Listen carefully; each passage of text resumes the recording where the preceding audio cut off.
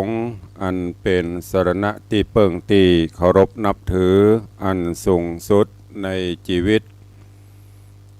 กราบคารวะแทบไตรไวยสาปารมีธรรมพระมหาเถรานุเถระเจ้าคณะพระสังฆาธิการภิกขุสงฆ์สามเณรจุตนจุองค์โดยความเคารพขอเจริญสุขเจริญปร ญาติโยมศรัทธาสาธุชนพุทธบริษัทตินจองห้องวัดยุหนุ่มเท่าใจยิงก็ขอน้อมต้อนรับทุกท่านเข้าสู่รายการมรดกธรรมกำเมืองและสารธรรมกำเมืองต่างสถานีวิทยุกระจายเสียงพระพุทธศาสนาแห่งชาติและสังคมคลื่นเพื่อการศึกษาพระพุทธศาสนาและวัฒนธรรมส่งสัญญาณกระจายเสียงจากสถานีวิทยุวัดฝ่ายหินตำบลสุเทพอำเภอเมืองจังหวัดเชียงใหม่ในระบบคลื่นความถี่ FM 104.50 เมกะเฮิรตซ์สถานีวิทยุคลื่นพระพุทธศาสนาและจริยธรรมในความอุปถัมภ์ของมูลนิธิพระบรมธาตุเจ้าดอยสุเทพกระจายเสียงในระบบคลื่นความถี่ FM 96.0 เมกะเฮิรตซ์ตลอดจนสถานีวิทยุชุมชนเสียงตามสายหอกระจายข่าวตามในวัดในวาตามหมู่บ้านตีต่างสมปานเจ้าวัดต่างปอกแก่ปอกแฟนปอหลวงปอกกำนันได้เปิดสัญญาณนี้คือกับญาติโยมทั้งหลายได้สดับรับฟังกันรายการนี้ดำเนินโดยกล่าวกับผมอาตมาภาพพระครูวิสิทธิ์ศรีลาภรณ์เจ้าคณะตำบลป่าแดดเจ้าอาวาสวัดวังสิงห์คำตำบลป่าแดดอำเภอเมืองจังหวัดเชียงใหม่หรือที่ญาติโยมห้องขานกันว่าตุลุงในวังเป็นผู้ดำเนินรายการ ก็จะได้น้อมนำเอาธรรมะสาระข้อคิดเรื่องราวต่างๆแบบปืนบ้านล้านนามาเทศนามามาจ๋าคือกับทุกท่านเพื่อที่จะได้น้อมนำไปคิดพิจารณานำไปใช้ในการดำเนินชีวิตประจำวันเสียงนี้อาจจะรบกวนญาติโยมศรัทธาต่างหอกระจายข่าวก็ดีต่างเสียงภายในวัดวาอารามก็ดีเนอะก็ต้องขอสุมาอภัยแทนพ่อแก่พ่อแคว่นแทนสมภารเจ้าวัดเป็นตัวบางท่านอาจจะทำกิจธุรกิจมาอาจจะเป็นเวลาพักผ่อนก็ดีแต่ส่วนมากคนก็มาฟังเสียงธรรมะเสียงอันเป็นมังกละมงคลก็ขอให้วันนี้เป็นวันแห่งความสุขของทุกท่านเนอะปะกันวันนี้เป็นวันพระวันศีลวันสำคัญก็เชิญชวนญาติโยมทั้งหลายได้เข้าวัดปฏิบัติธรรมน้อมนำหลักศีลหลักธรรมมาประพฤติปฏิบัติกันเนอะก่อนที่จะได้ฟังน้ำฟังธรรมฟังสาระเรื่องราวก็ขอเชิญชวนทุกท่านได้เข้าเฝ้าพระผู้มีพระภาคเจ้าโดยการร่วมกันไหว้พระสวดมนต์แล้วหลังจากนั้นก็จะได้ฟังพระธรรมเทศนากันเนาะเชิญทุกท่านเนอะ อิมินาสการเรนะพุทธังอภิปูชยามาอิมินาสการเรนะธัมมังอภิปูชยามาอิมินาสการเรนะสังฆังอภิปูชยามาอะระหังสัมมาสัมพุทโธภควาพุทธังภควันตังอภิวาเทมิ สวากขาโต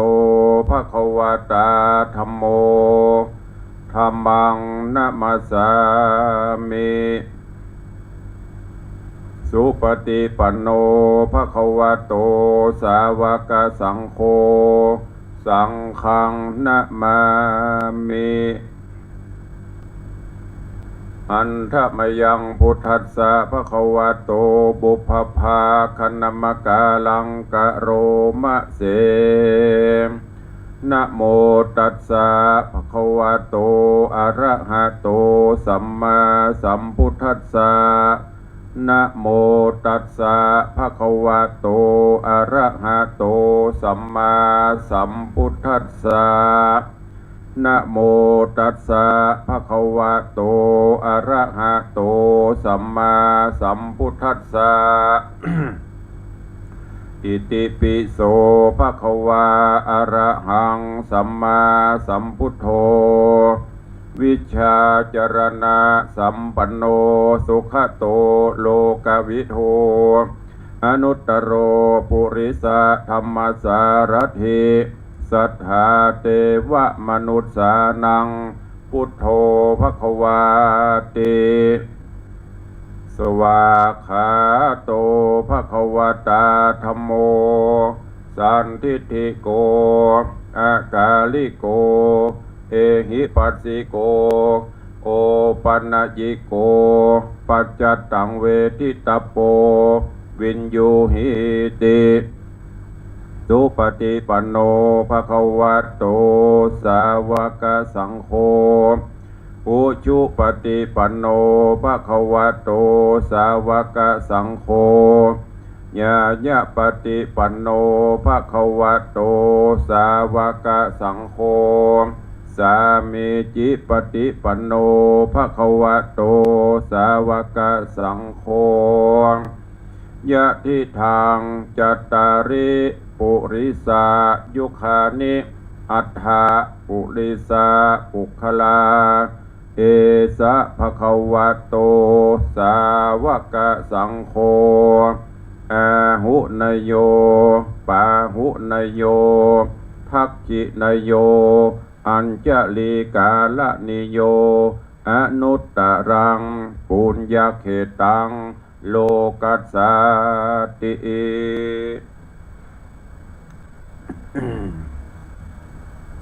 ได้นำปาทุกท่านเข้าเฝ้าพระผู้มีพระภาคเจ้าโดยพร้อมเพียงกันแล้วต่อนนี้ไปตั้งจิตตั้งใจกลั่นจิตกลั่นใจให้ใสสะอาดเพื่อที่จะได้พร้อมใจกันสมาทานหรือว่าสมาทานศีลข้อวัดปฏิบัติเบื้องต้นและอันเป็นหลักธรรมแห่งการอยู่ร่วมกันของมวลมนุษยชาติโดยความผาสุกร่มเย็นเจิญทุกท่านพร้อมกันสมาทานศีลณโอกาสบัดนี้ นะโมตัสสะภะคะวะโตอะระหะโตสัมมาสัมพุทธัสสะนะโมตัสสะภะคะวะโตอะระหะโตสัมมาสัมพุทธัสสะนะโมตัสสะภะคะวะโต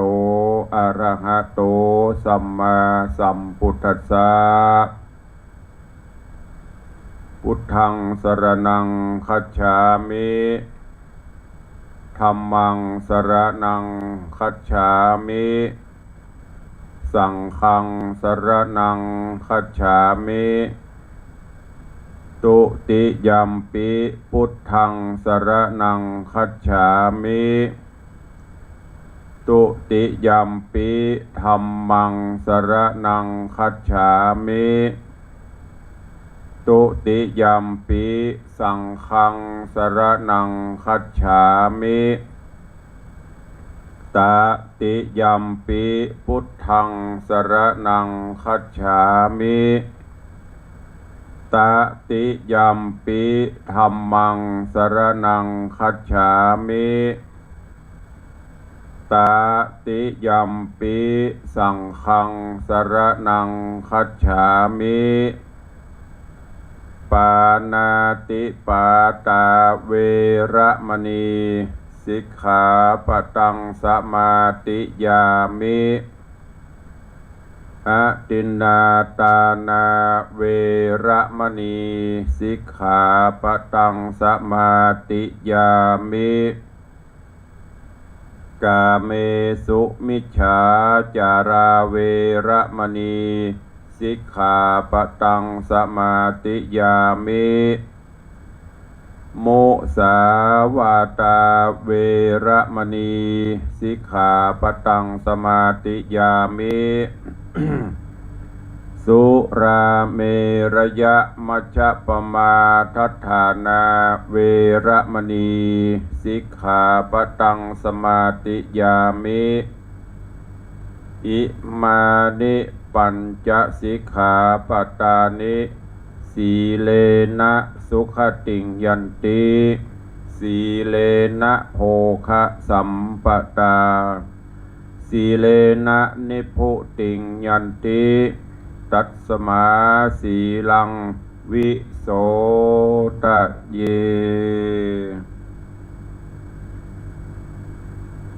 ได้นำปาญาติโยมศรัทธา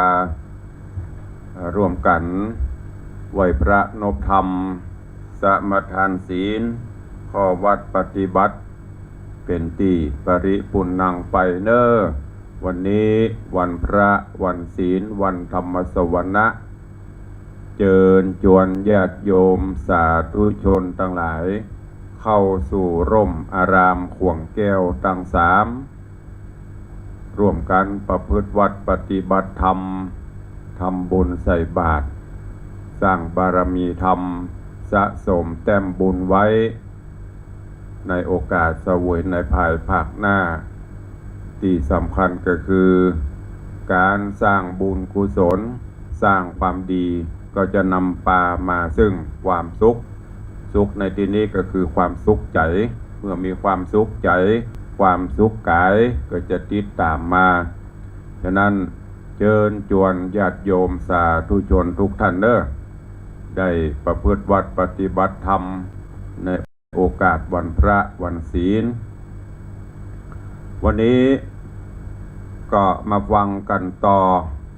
ในเรื่องของพระธรรมเทศนาพื้นเมืองเหนือเรื่องกรรมพระมาดำที่ตุลุงได้นำมาเทศนาให้ทุกท่านได้รับฟังกันผ่านไปจบไป5 ตอนแล้วเด้อวันนี้ก็จะขึ้นสู่ตอนที่6ซึ่งเรื่องราวในตอนก่อนก็ลำดับลำดามาถึงที่แม่อุ้ยหรือว่าแม่ย่าแหมคนหนึ่งก็ได้มอบหมาดำตัวหนึ่งคือกับโพธิสัตว์เจ้าตุกตะเพื่อได้นำไปเลี้ยงไปดูแลกันเพื่ออนาคตการหรือว่าไปทางหน้าก็จะได้เปิ่งปะอาศัยกันมันบ่แน่ไม่ใช่ว่าคนจะช่วยกันได้ตลอดแม้แต่สัตว์เดรัจฉานก็สามารถที่จะทดแทนบุญคุณได้ดังกรรมที่เฮาจะได้ยินเปิ้นกล่าวไว้โพธิสัตว์เป็นกุลโพธิคนเป็นโทษนะอันนี้ศัพท์นี้บัดเดี๋ยวนี้เวลานี้สมัยนี้ก็ยังใจได้อยู่การโพธิหรือว่าการช่วยเหลือ สงเคราะห์อนุเคราะห์คำว่าโพธิภายในบุญเนี่ยเป็นภาษากำเมืองโปรดหรือโพธินะเฮาไปโพธิภายในบุญช่วยเหลือสัตว์ที่มันตกทุกข์ได้ยากหรือที่มันโดนเปิ้นทรมานละกรรมอย่างการนี้แม้กระทั่งสุมาเต หมาเนี่ยมันเข้ากับเรื่องกำพร้าหมาดำหมาหรือสุนัขะที่เปิ้นเอามาปล่อยถือตีเล่ร่อนถ้าเฮาเอาเข้าเอาน้ำไปให้มันกินหรือไปช่วยมันจะหูบุญหูกุลนะแม้แต่ได้กินข้าวมื้อเดียวคาบเดียวเนี่ยมันจะจำ เวลาหั่นเฮานี่สังเกตพอมันหูว่าเฮามีใจเมตตา แกว่งห่างเด็กเข้ามาหาเนี่ยตรงกันข้ามโพดภายยายบุญช่วยเหลือมนุษย์ช่วยเหลือคนซึ่งอู้กันหูเรื่องบางครั้งก็ยังแว้งคบแว้งกัดอยู่อันเนี้ยเพิ่นว่าโพดสัตว์เป็นกูลโพดคนเป็นโตดยามเมื่อได้ประโยชน์นะอันอย่างกับเฮาก็อวดก็อ้างยามเมื่อเฮามีกล้ามีศีลอย่างกับเขาก็ซ้ำก็เติมก็เล่าหน้าจากหวนเหยียบย่ำเหล่านี้เป็นต้นเพราะนั้นเรื่องกำพร้าหมาดำนี่หลังจากที่ตุกตะได้ฮับมาจากแม่อุ้ยแม่ย่าที่เฝ้าสวนอุทยานแล้วนำมาบ้านมาจองเคยถึง6เปิ่นได้อย่างอื่นเป็นแก้วแหวนเงินคำเสื้อผ้าอาภรณ์แต่โพธิสัตว์เจ้าตุกตะเปียกล่อมนี้อุ้มกระหม่าดำ เอามาคือสุปัจจาหรือว่าสุปัจจาเมียฮักของตัวที่เป็นลูกพ่อพญาคนสุดท้ายเรื่องราวของกรรมพระหมาดำจะเป็นจะได้เชิญชวนทุกท่านติดตามรับฟังในภูกที่6เป็นลำดับไปณโอกาสบัดนี้ นะโมตัสสะภะคะวะโตอะระหะโตสัมมาสัมพุทธัสสะ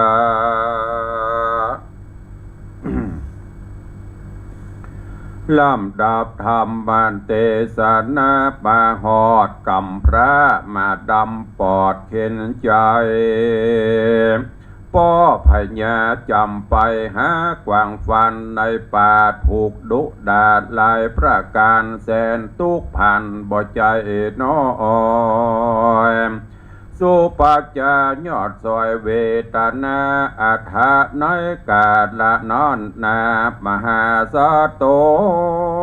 อันว่ามหาสัจเจ้าก็ก้อยเดินไต่เต้าเข้าไปมหาวะเน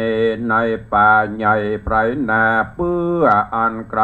เป็นอันไกลตามากนักคิดกับโดยมาสักมาหักดำปอดตัวนั้นนา เจ้าก็ไปจอดอย่างปืนเก่าไม้ใหญ่คือหายอีดอ่อนนาปักโกสันติเจ้าก็เรียกมาอย่าง มาดำตัวโพดฮือมากินข้าวกับกูปี้บัดนี้แดดเตอะในเมืองมหาสัจเจ้ากินข้าวอิ่มแล้วก็ปาเอามาดำกระเกลียวเดินตังไปในป่าแล้วก็บอกขี้ญาถ้าอาการฮือเก็บมาดำว่าถ้าหากเจ้าเข้าไปในป่าแล้วในเมื่อเจ้าหันยังแก้วแหวนเงินคำหน้าที่ใดขอเจ้ากูจุงสัญญาณเห่าหอนบอกฮือแก่กูปี้โดยยินได้ยินแดดเตอะแย้มด้านสุนักขะกันหาอันว่ามาดำปอดแสนหูหอดกำคนมันก็เอาหูดังดมไปในตั้งนาติสวามมันก็หันยังแก้ววิตูนลูกหนึ่งงดงามยิ่งนักมาดำตัวฮักมันก็เห่าหอนอยู่ตีห้าน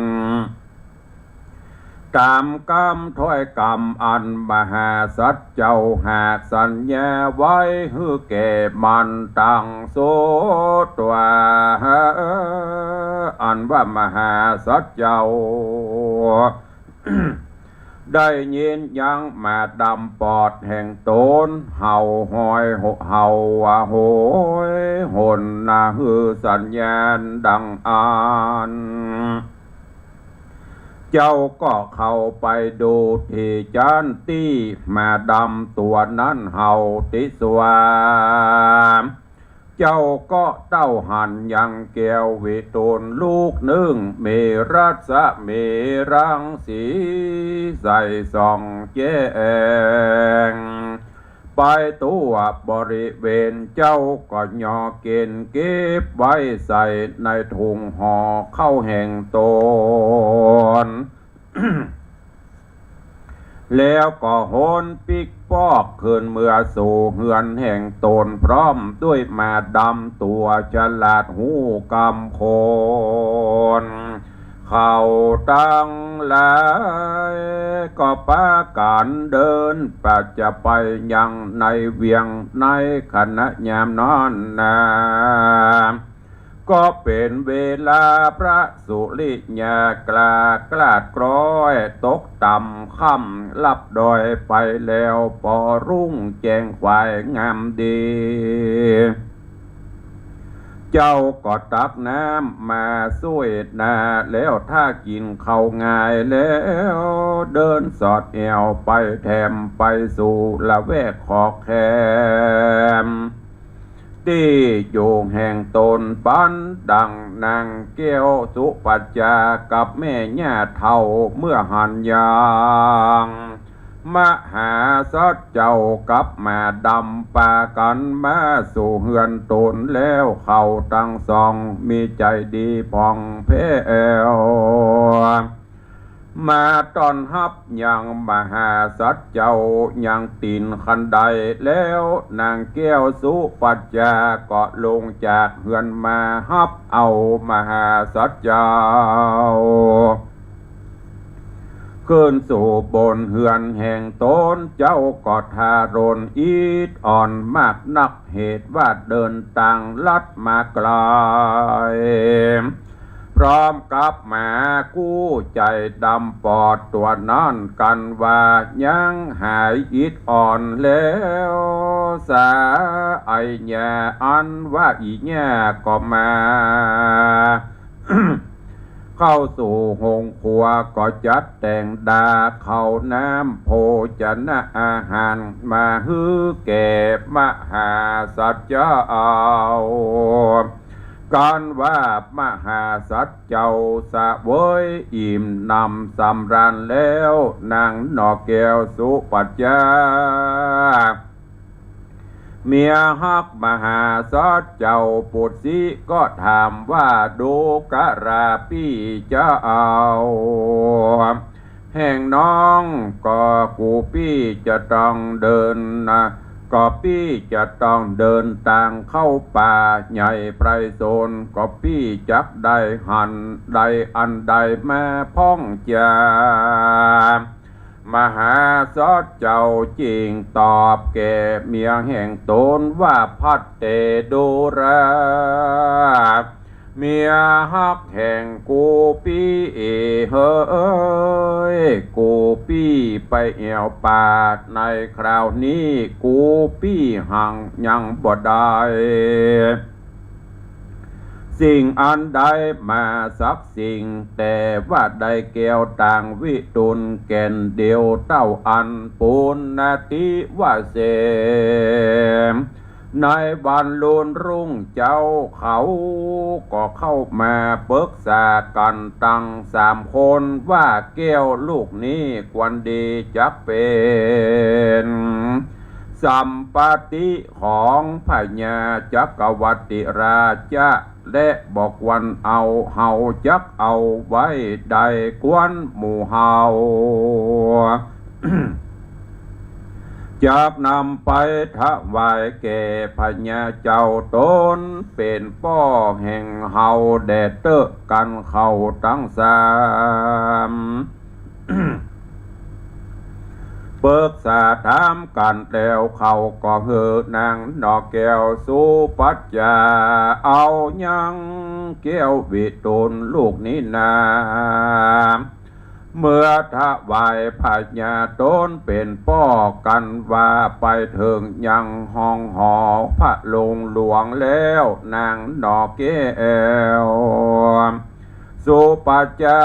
ก็นั่งอยู่ที่กวนแก่ตนแล้วก็กราบน้อมกล่าววันตา แก่พญาตนเป็นป้อว่าคาแด่พระราชปิตาพญาป้อเป็นเจ้าบัดนี้ราชธิดาแห่งป้อก็ได้แก้ววิทูลมาลูกหนึ่งจือว่าแก้ววิทูลอันเป็นนาบุญแห่งผัวธิดาลูกป้อไปแอวสัตลอล่าเนื้อบอดใดมาพบใส่ได้แก้ววิทูลลูกนี้เพียงแก่นเดียวย้อนตั้งเตียวไปโดยหมาดำปอดจริงได้เกี้ยวยอดนี้มาขอพระปิตาเป็นเจ้าจุงฮับเอาเตอะหากวันเป็นแก้วกวันกู้ปาละมีเกพญาตนเป็นป้อจะเลนา เมื่อนานพญาพรหมตัดราชาจริงบอกฮือแก่อุปราชาแสนเมืองเอาขันคามมาฮับเอาอย่างแก้ววิทูลลูกนั้นแล้วก็เอาแก้วมาตั้งไว้สองหน้าแห่งพญาหันและนาส่วนอันว่าแก้ววิทูลลูกนั้นก็มาสำแดงอภินิหารแผ่รัศมีรังสีใสส่องแจงรุ่งเรืองงามตัวไปในหงดวงแห่งพญาพรหมตัดราชาก็มีแลนาอิโตปัฏฐาญะแต่แรกนานไปเมื่อนานเนิ่นจะได้2 ปีขวบข้าเอาเจ้าไปถ้าก็บ่มีสั่งอันใดมาเบียดเบียนเป็นอันอยู่ร่มเย็นเป็นสุขก็โดยเตชะพละนาบุญอันตนหากได้เกื้อหนุนกะตาที่การมาแต่ชาติก่อนก็มีบันดาลแลนาราชาอันว่าพญาตนเป็นป้อก็มีราชอาจญาบอกกล่าวแก่เคยตั้ง6 แปลงยังเหือนฮือเกมหาสัจเจ้าก็เป็นอันบ่แล้วสักเตื้อได้2 ปีจริงได้มาซึ่งเสาต้นเดียว คือแปรตรงยังหาบทใดสักอันนังนอดลาสุปัจจาก็จุงโศการ้องไห้จริงใดเมื่อบอกเก็บมหาสัจเจ้ามหาสัจเจ้าจริงเล่าลมเมียฮักแห่งตนบ่ฮือโศกเศร้ามองใจว่าดูลาเมียฮักแก่กูพี่เฮยอย่าได้สะลังกังวลใจด่าไปเลยเจนนักเตะกูพี่ล่างมีปัญญากูพี่ล่างมีปัญญาแปลงเฮาคนเดียวล่างได้ขอเมียฮักกูพี่ก้อยพอไปเตอะบ่ปักโกสันติเจ้าก็เรียกเอายังแม่ดำแสนหูกูปานละมีว่ากูพี่ดูราเพื่อนสหายเฮยบ้านนี้เฮาจะเข้าไปสู่ป่าใหญ่อันมีอยู่จิมไกลฝั่งแม่น้ำคงคานาเตเจ้าก็ยังอยู่หันส่วนว่ามาบอดดำตัวนั้นมันก็เห่าหอนอยู่ที่หันตัดสมิงคเน ในการณบาทนั้นก็บังเกิดยังเหือนหอหลังหนึ่งอันพรั่งพร้อมไปโดย เครื่องใจไม่สอยขัวเหือนมีพร้อมเสียงมีตังค่าใจมีตังค่าใจเลี้ยงใจยิงขณะนาบาดใดสี่ห้าโยจะนะก็มีแลนาธาตุนั้นก็บังเกิดยังคนตั้งหลายอันสังขยานับได้12อโคเพนีจะปนาภาการหนึ่งเล่าก็บังเกิดยังภาศาสราชวังอันแล้วไปโดยแก้ว7ประการมีตังจังสารและมาแก้วอุปปันดังก็คือบังเกิดเกมหาสัจเจ้าได้เถิงซึ่งทานันตรวิเศษเป็นพญาจักรวรรดิแห่งคือแจงเกเจ้าภิกขุทั้งหลายอะหะก็กล่าวเป็นอภิสัมพุทธกถาวามหาสโตสัมปิตวามหาราชาราจังกโรติภิกขเวดุรา ดุราภิกขุตั้งหลายปางเมื่อโพธิสัตว์เจ้าได้สะเวยแล้วซึ่งเอกราชาเป็นพญาสะเวยยังราชสัมปติบ้านเมือง สถาปนาเวียงคืนใหม่เป็นอันยิ่งใหญ่กว่าเมืองทั้งหลายในขณะยามนอนมหาสัตว์เจ้าจริงมีราชอาญญาจ้อยยังเสนาราชมนตรีฮือไปอัญเชิญเอาเทวีนางแก้วสุปัจจาเมียฮักและย่าแห่งตนเพื่อมาสู่สันนิเวศสำนักราชมนเตียนแห่งเฮาบัดนี้เตอะแยมนอนอมัสสาอันว่าอำมาตย์ตั้งหลายเขาก็ฮับเอาราชอาญญาแห่งพญาตนใหม่แล้วรีบไล่ไปเร็วปันนักกันไปฮอดเถิงเติงยังนางแก้วสุปัจจาและญาเฒ่าแล้วนานเขาก็เข้าไปกราบไหว้ทูลสามเกเจ้ากูตั้งสองอิตานิมหาสัจเจ้าใจฮือผู้ข้ามาอ่านเจิญเอาเจ้ากูตั้งสองจุงเสด็จปองเมื่อสู่สำนักมหาสัจเจ้าแด่เตอะแยมนานสุปัจจานอดาวกับอีแง่เท่าก็ฮับเอากรรมเสนาบดีเขาก็แห่เห็นเต้นแต่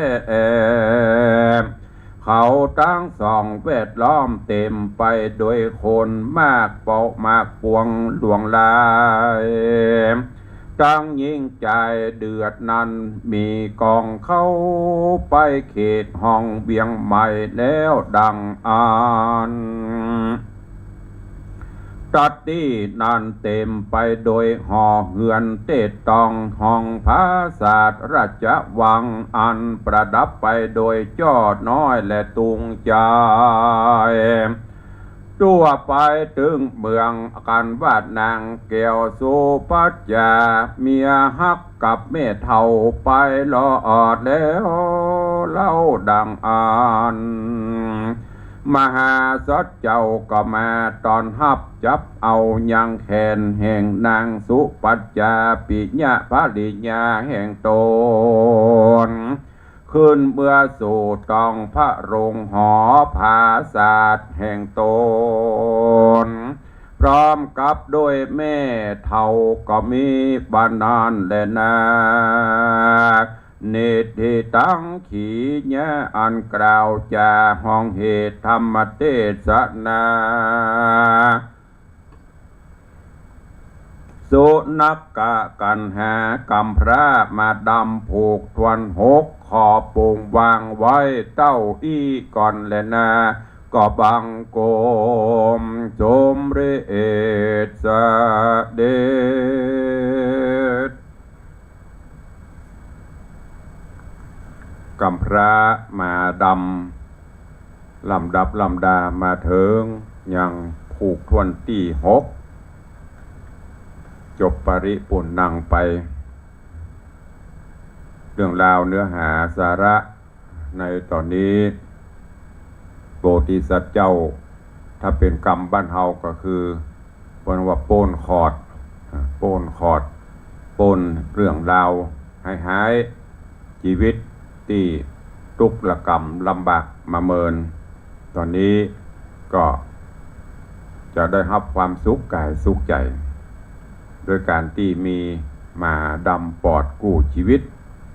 นำปลาเอาสิ่งดีๆนับตั้งแต่ได้แก้วได้อย่างต่างๆมาแล้วก็ป่อพญาก็มาอินดูสุปัจจากับ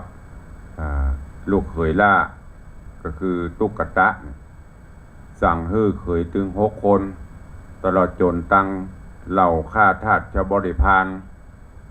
ไปแปลงบ้านแปลงจองฮื้อตุกตะกับสุปัจจาอยู่โอ้แปลงหอแปลงเฮือนก็ยังมาได้เมินใบเมินบอดเสาะหายังก็บ่ได้ครบได้เป็น2 ปี2 แล้งก็แล้วได้กระเสาคือแปรตรงก่อนมีทรัพย์อย่างสุดท้ายด้วยบุญญาปารมีมาดำก็ไปพบไปปะใส่ของวิเศษแล้วก็ได้เนรมิตผาศาสตร์แก้ววิมานคำเนรมิตยังบ้านเมืองขึ้นมาใหม่แล้วก็สถาปนาเอาตุกตะขึ้นเป็นเจ้าบ้านเจ้าเมืองตุกตะได้อยู่สุขสำราญบ้านใจก็สั่งให้ข้าทาสเจ้าบริพารไปเอาสุปัจจาเมียฮักพร้อมกับแม่ย่าเพื่อที่จะได้เอามาอยู่เสวยสุขด้วยกันเรื่องราวจะเป็นจะได้ก็ติดตามฟังกันไปอันนี้ถ้าเป็นข้อคิดเรื่องราวต่างหลายญาติโยมเฮยผัวเมียเมื่อสุขก็สุขด้วยกันเมื่อทุกข์ก็ทุกข์ด้วยกันยกตัวอย่างสุปัจจากับตุกตะเปียขอมถือแม้นผัวหรือตุกตะจะมีสุขภาพมีร่างกายผสมประกอบแต่เมื่อตกลงโปร่งใจอยู่ด้วยกันแล้วเพิ่นก็ฮักใคร่ปรองดองฉันผัวเมียบักกิลังเกียจเดียดฉันกันบอกว่ากระทบกระแทกกัน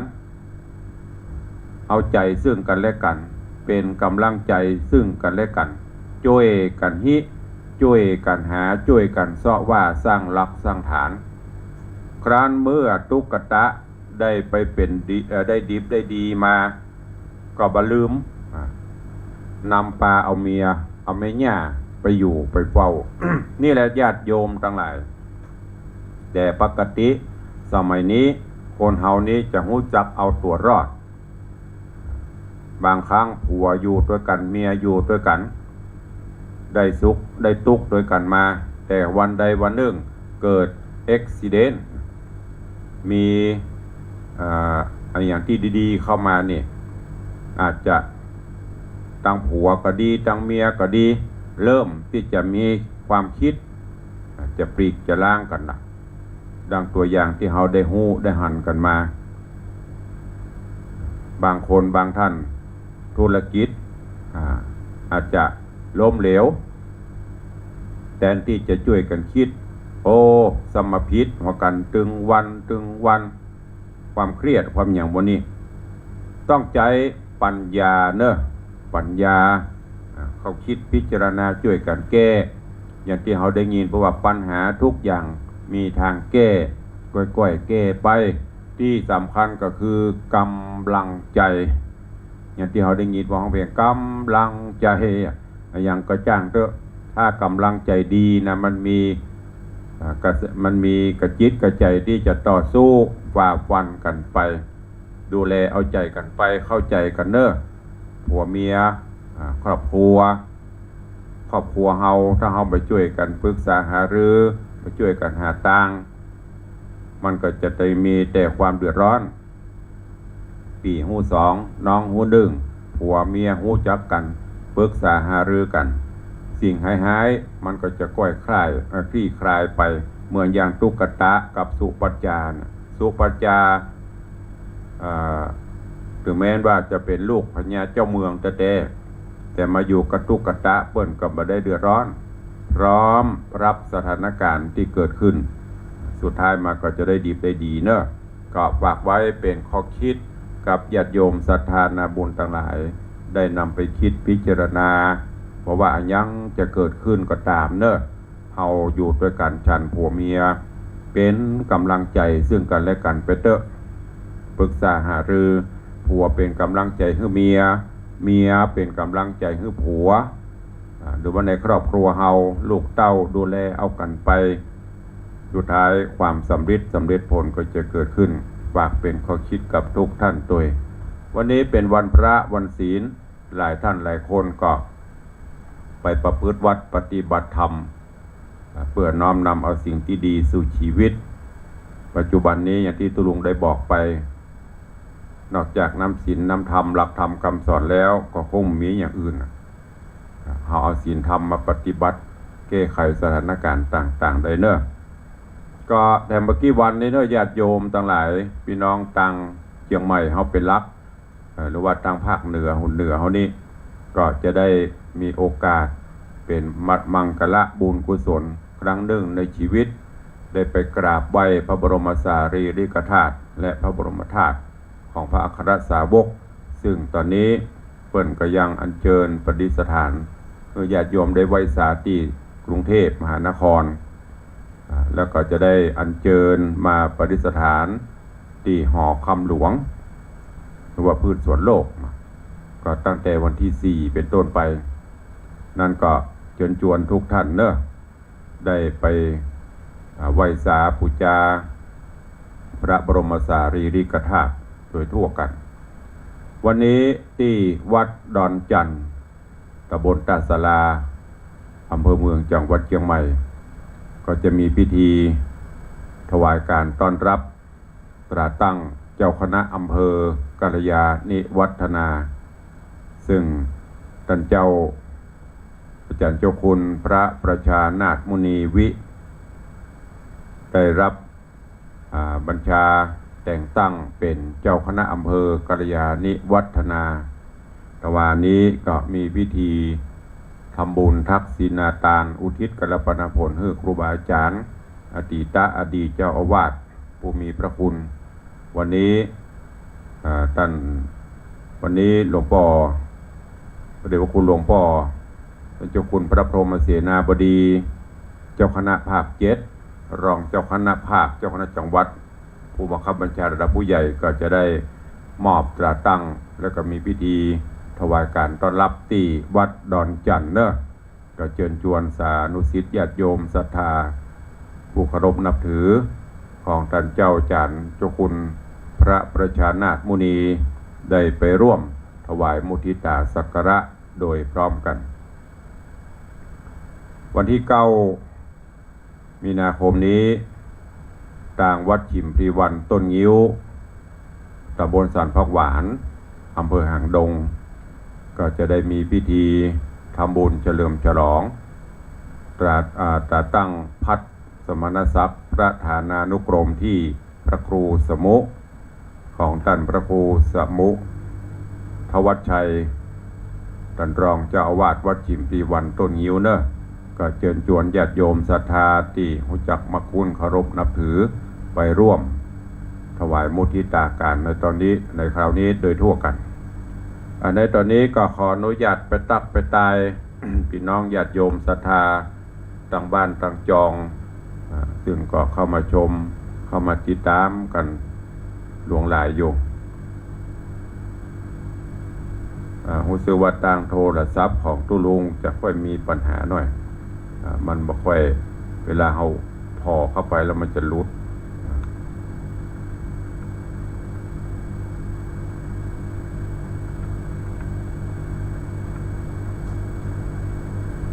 มันไหลขึ้นลุดเดี๋ยวมันลุดนี่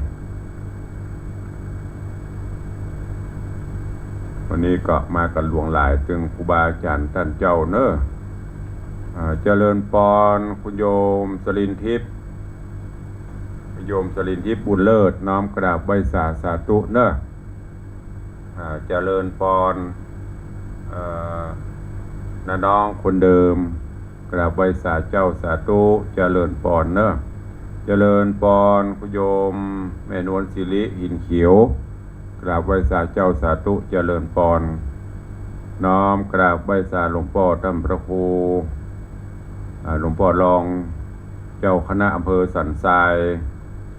วัดสันทรายมูล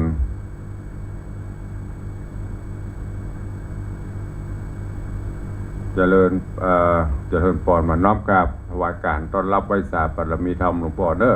รองเจ้าคณะอำเภอสันทรายหลวงพ่อพระครูพิพัฒน์ศรีละสังวร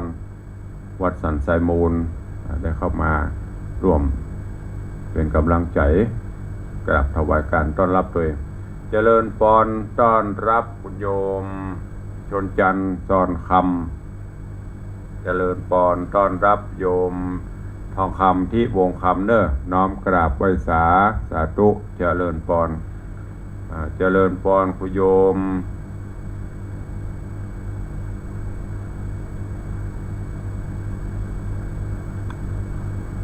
โยมสมศรีพรหมเมือง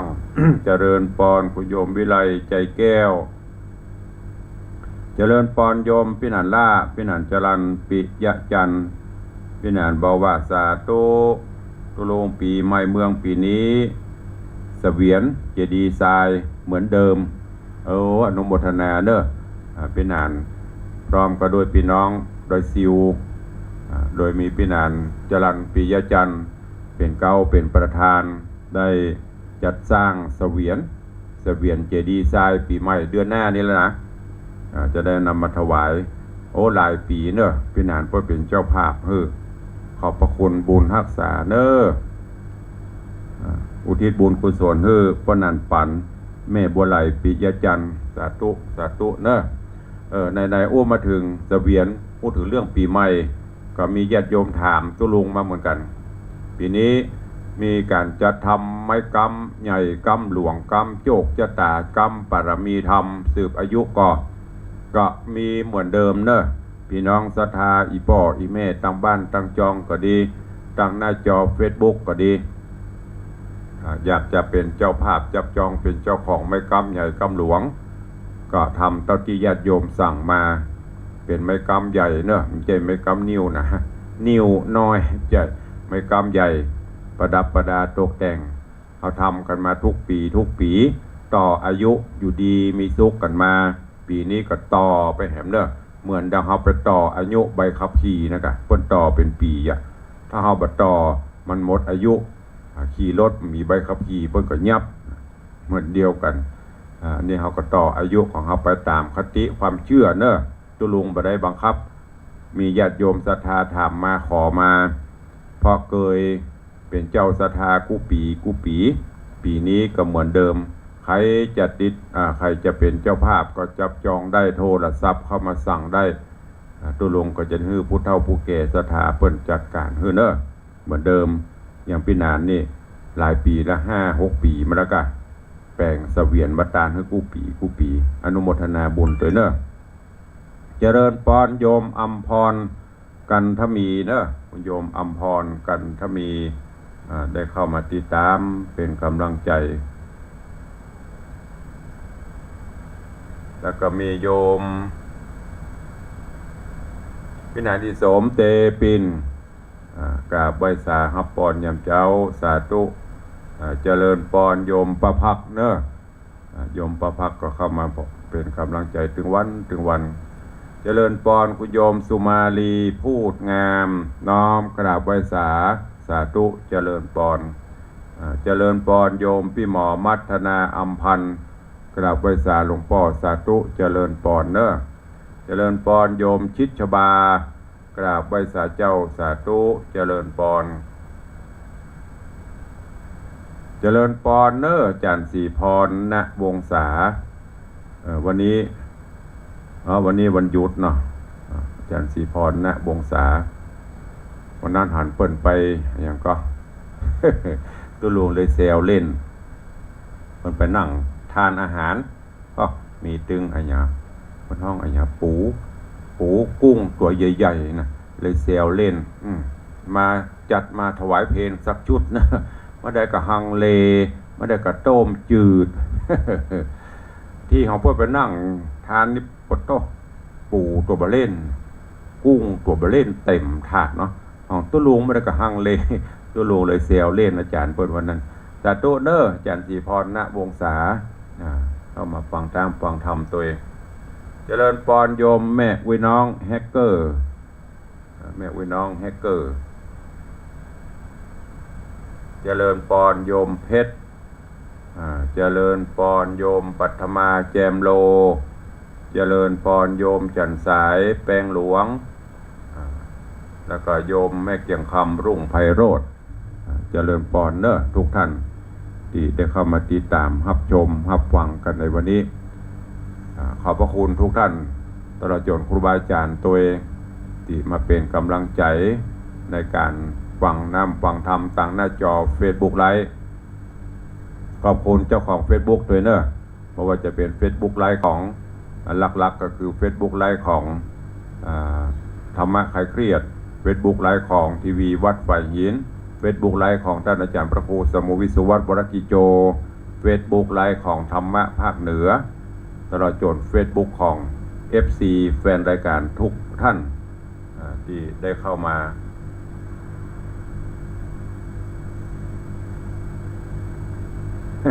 อาจารย์ศรีพรอยู่บ้านฟังก็ว่ามาวัดหมู่บ้านกัน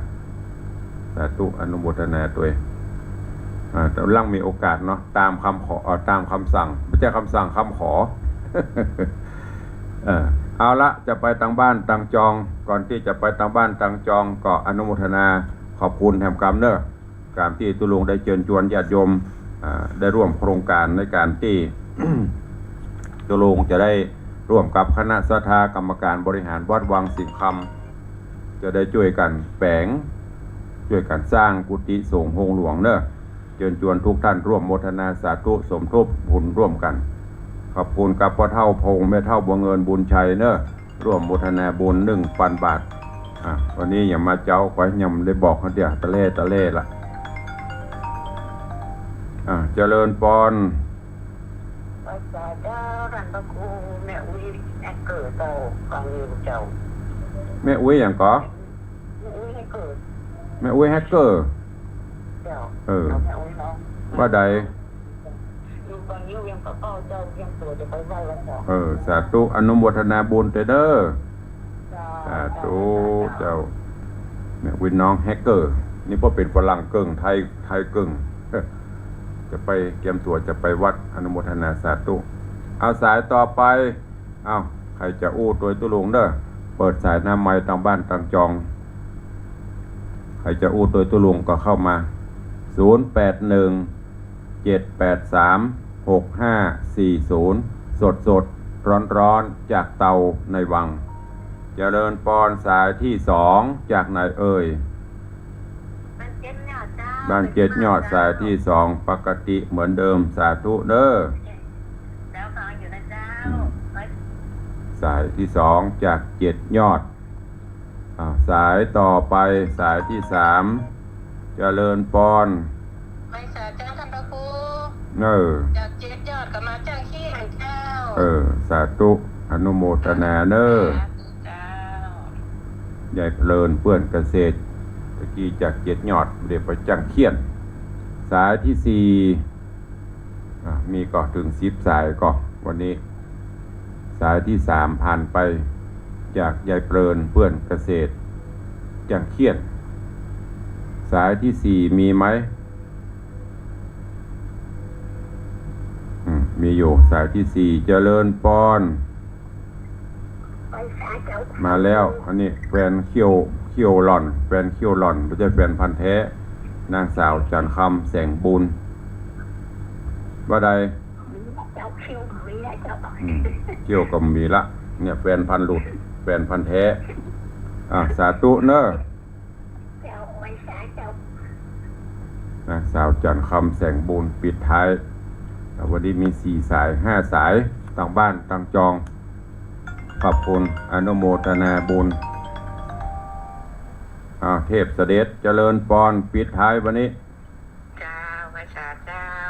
สาธุเจ้าอนุโมทนาเจ้าจบข่าวเวลาหมดเวลาจึงมีโมยะ FC ตุลุงเพราะมันเท่ามันแก่กันไป แล้วก็เมินละหวังจากจัดรายการวิทยุมาเป็น10 กว่าปีละ FC ก็เริ่มจะห่างหายไม่ใช่เป็นดาวค้างฟ้านะดาวล่วงละ FC ทางบ้านมีบ่หลายอินดูเปิ้นไหนๆก็มาละจะปิดหมด การเจ้าท่าน สาธุอนุโมทนาแม่บ่ได้ เจ้าปันนะเจ้า เจ้าสาธุโยมแม่สุภัทรเอี่ยมเจริญปิดท้ายวันนี้เอาละเวลาหมดเวลา FC ทางบ้านมีอยู่6-7 สายส่วน FC ทางหน้าจอมีนับอยู่20 กว่าวันนี้ขอบุญบารมีพระรัตนตรัยแก้วเจ้าปกห่มทุกท่านเด้อเพื่อได้อยู่ดีมีสุขหมดทุกข์หมดโศกหมดโรคหมดภัยพยันตรายต่างๆใดๆจะได้มากำกายระวีเดินทางไปแห่งโหนตะบนใดก็ขอให้แกล้วกราดปลอดภัยจากอุบัติเหตุเพศภัยจะได้มาราวีหมดเวลาแล้วเด้อฮับได้อยู่ก่อนนี่เวลาล่วงเลยละแน่นไปที่ไหนกันมาอุตส่าห์โทรมากระฮับของเพิ่นเนี่ยเจริญปอนเมืองแกนสาธุอนุโมทนาเมืองแกนนี่เปิดไปละอยู่ดีมีโชคมากันจุตนจุองค์จุผู้จุคนเนอะจัตตาโรธรรมาวัตันติอายุวันโนสุขังปะลา